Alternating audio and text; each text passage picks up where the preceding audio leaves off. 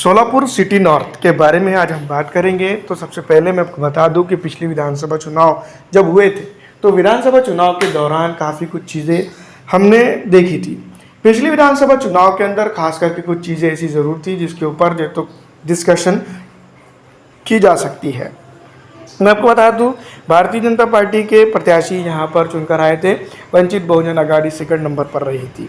वहीं राष्ट्रवादी कांग्रेस पार्टी दोस्तों मैं आपको बता दूं कि तीसरे नंबर पर 19,205 वोट हासिल करके यहाँ पर अपना वर्चस्व बनाने में कामयाब ज़रूर हुई थी। लेकिन मैं आपको बता दूं कि 23,461 वोट हासिल करके आनंद सदाशिवे जो तो चांद सीवे तो यहाँ पर मैं आपको बता दूं कि सेकंड नंबर पर रहे थे, जो वंचित बहुजन आघाड़ी के अच्छे परफॉर्मेंस करने वाले सांसद प्रत्याशी विधायक प्रत्याशी के तौर पर उभर कर आए थे। पिछली दफ़ा विधानसभा चुनाव के दौरान अगर हम देखें तो मैं आपको बता दूं कि भारतीय जनता पार्टी के सामने ये तो कई एक चीज़ें चैलेंजिंग थी, जिसमें से उस वक्त अगर हम बात करें इस विधानसभा क्षेत्र के ऊपर तो वंचित बहुजन आघाड़ी को भी हम गिन सकते हैं।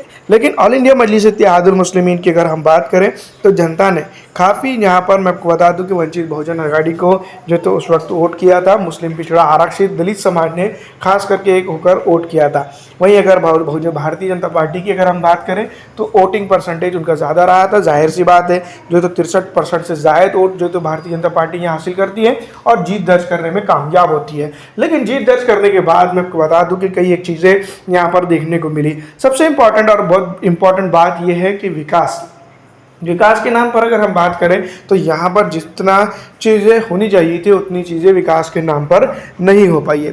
पिछली विधानसभा चुनाव के बाद विकास यहाँ पर थमसा गया है, इस तरह से हम कह सकते हैं। लेकिन विधानसभा चुनाव के बाद जिस तरह से मैं आपको बता दूं कि भारतीय जनता पार्टी ने जो तो यहाँ पर फेरबदल की राजनीति की है वो काफ़ी जो है तो चर्चित रही है। पिछले विधानसभा चुनाव के मद्देनज़र अगर हम देखें तो काफ़ी बदलाव यहाँ पर हुए हैं। इस बार जो तो जनता जो तो विकास के नाम पे वोट करती है या फिर तुष्टीकरण की राजनीति यहाँ पर करती है।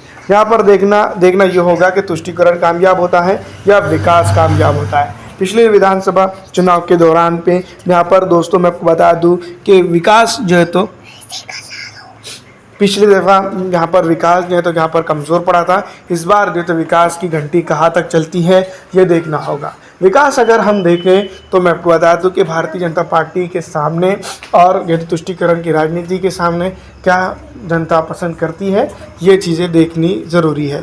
वंचित बहुजन आघाड़ी ने पिछली दफ़ा विधानसभा चुनाव के दौरान काफ़ी अच्छी टक्कर दी थी। इस बार कौन जीत दर्ज करता है ये सबसे बड़ा मुद्दा है। लेकिन मैं आपको बता दूं कि मराठा आरक्षण का मुद्दा उससे भी बड़ा है। अब देखना ये होगा कि भारतीय जनता पार्टी इसको किस तरह से टैकल करती है।